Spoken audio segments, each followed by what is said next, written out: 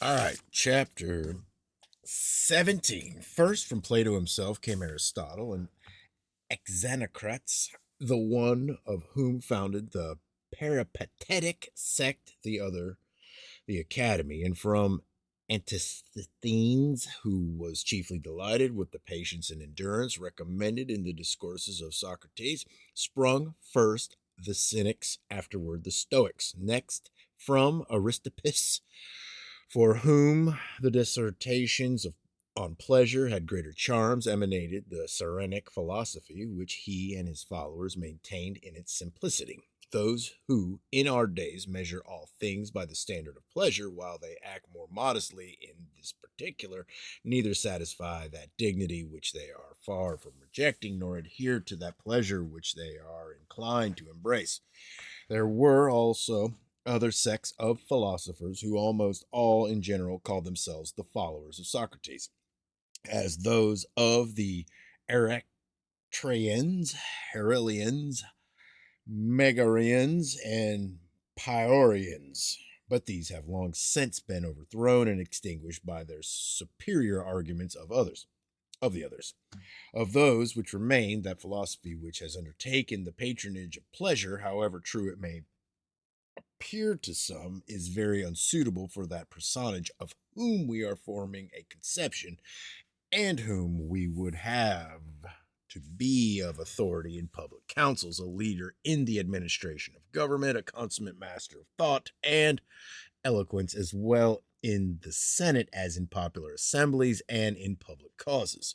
Yet no injury shall be done to that philosophy by us, for it shall not be repelled from the mark at which it wishes to aim, but shall repose quietly in its gardens where it wishes, and where, reclining softly and delicately, it calls us away from the rostra, from the courts of justice, and from the Senate, and perhaps wisely, especially in such times of the Republic as these.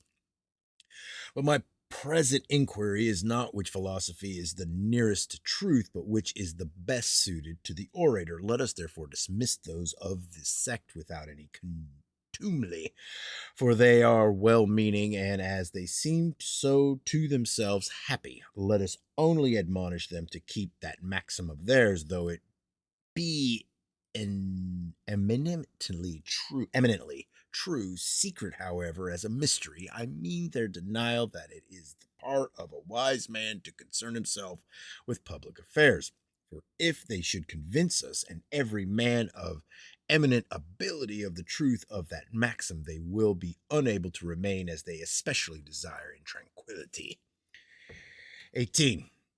The Stoics, too, whom I by no means disapprove, I notwithstanding dismiss, nor am I afraid that they will be angry, as they are proof against anger, and I feel grateful to them on this account, that they alone of all the philosophers has declared eloquence to be virtue and wisdom. But there are two peculiarities in their doctrine which are quite unsuitable to that orator whom we are forming. One, that they pronounce all who are not wise to be slaves, robbers, enemies, and madmen, and yet do not admit that any person is wise. But it would be very absurd to trust in interest of an assembly of the people, or of the Senate, or any other body of men, to one to whom none of those present would appear to be in their senses, none to be citizens, none to be free men. The other, that they have a manner of speaking which is perhaps subtle and certainly acute, but for an orator dry, strange, unsuited to the ear of the populace, obscure, barren, jejune, and altogether of that species which a speaker cannot use to a multitude. Other citizens, or rather all other people, have very different notions of good and evil from the Stoics. Their estimation of honor and ignominy, ignominy, ignominy rewards and punishments is entirely different.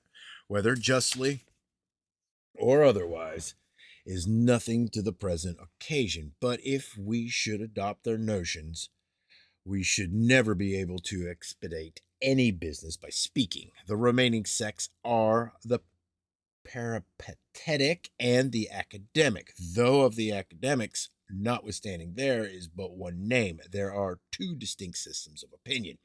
For Speciuspius Plato's sister's son, and Xenocrates, who had been a hearer of Plato, and Pulmo, who had been a hearer of Xenocrates, and Crantor differed in no great degree from Aristotle, who had also been a hearer of Plato.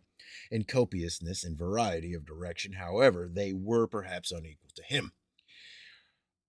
Arcesilaus, who had been a hero of Pulmo, was the first and eagerly embraced the doctrine drawn from the various writings of Plato and the discourses of Socrates, that there is nothing certain to be known either by the senses or the understanding. He is reported to have adopted an eminently graceful manner of speaking, to have rejected all judgment of the mind and the senses, and to have established first the practice, though it was indeed greatly adopted by Socrates, of not declaring what he himself thought, but of disputing against whatever any other person said that he thought.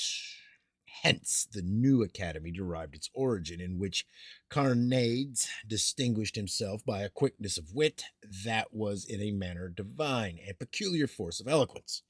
I knew many at Athens who had been hearers of this philosopher, but I can refer for his character to two persons of undoubted authority: my father in law, Scaevola, who heard him when a youth at Rome, and Quintus Metellus, the son of Lucius, my intimate friend, a man of high dignity, who informed me that in the early part of his life at Athens he attended for many days the lectures of his celebrated philosopher, then almost broken with age. Did it shut it off or no?